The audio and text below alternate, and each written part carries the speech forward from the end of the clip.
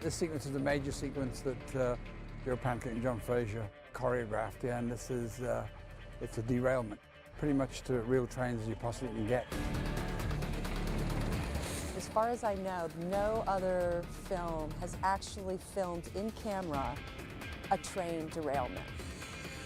The railroad guys are just, you know, it goes completely against everything that they've trained their whole lives, which is we're going to purposely derail a train.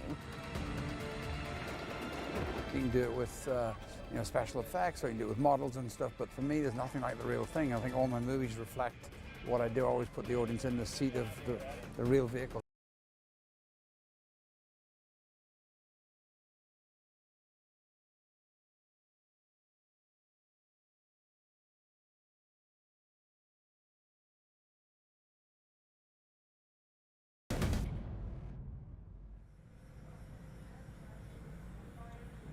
The derailment sequence, we actually brought the 2 locomotives out a month ago, and we've spent 4 weeks here.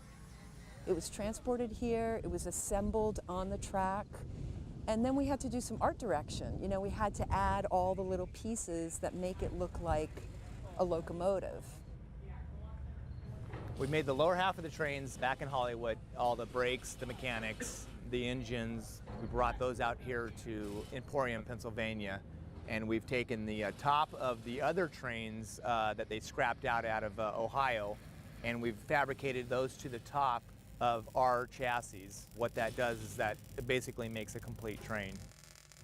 In this is an FL-70 Freightliner.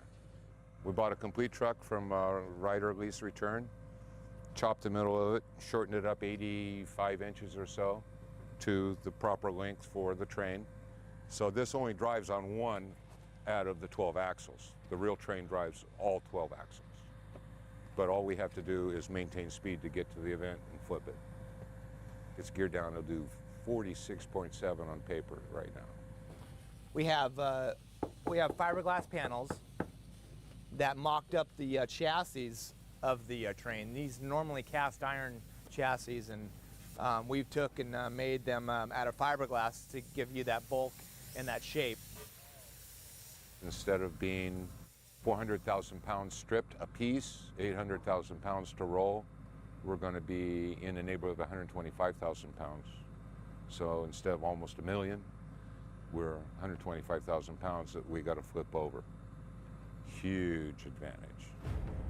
On the day, we'll have our coordinator in this.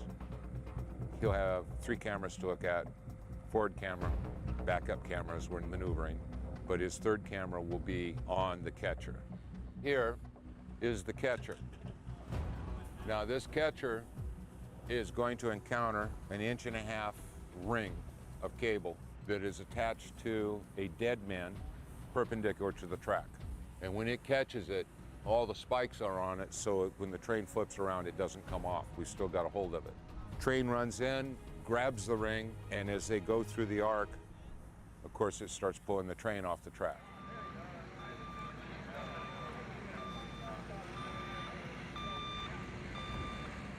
One shoot that one this way, so one this way, and then that way. Yeah, depending on... So keep in the orange mark. Yeah. Good.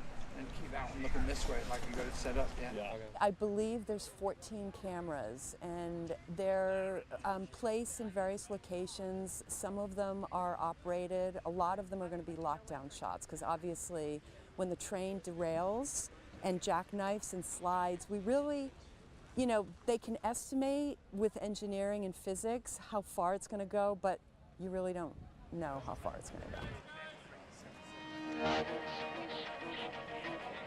This is Joe Pankett and Richie Schwamp. Richie Schwamp. These are the guys that are going to drive the train. That'll teach them.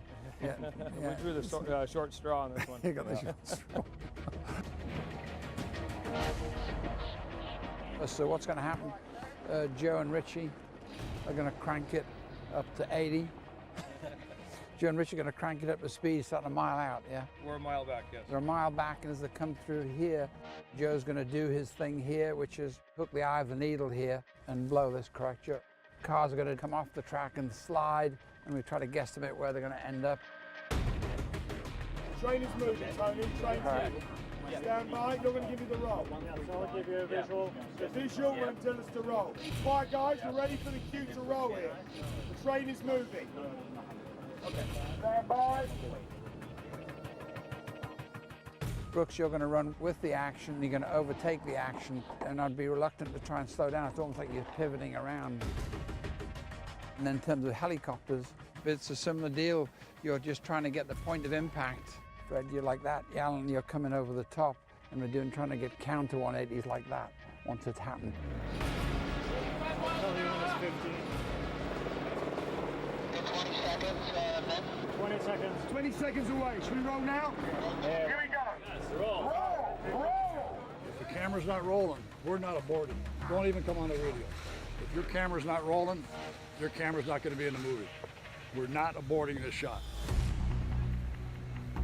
Once the train starts rolling a mile away, where is the point of no If we rounded that corner, we're not stopping.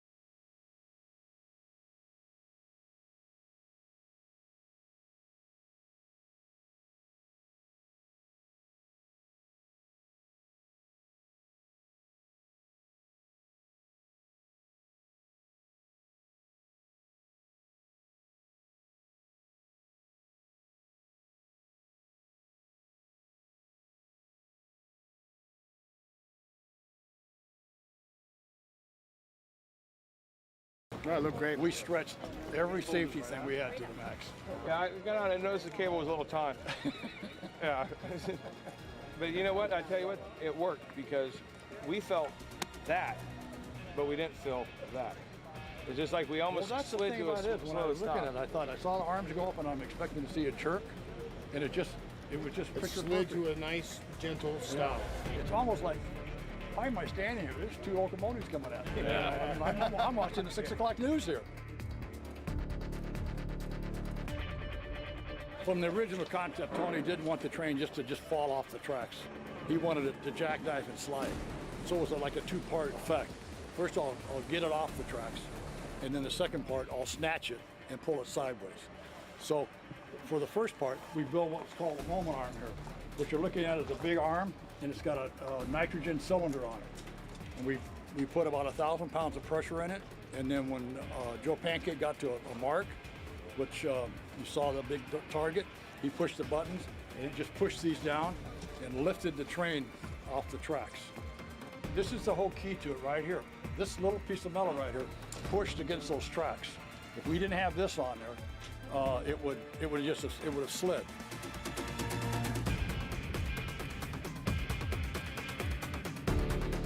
We're going to continue this tomorrow. We're going to re-rig the trains, configure them for Tony. So as we time it out with the 777 coming by, we're going to add an explosion to this as well.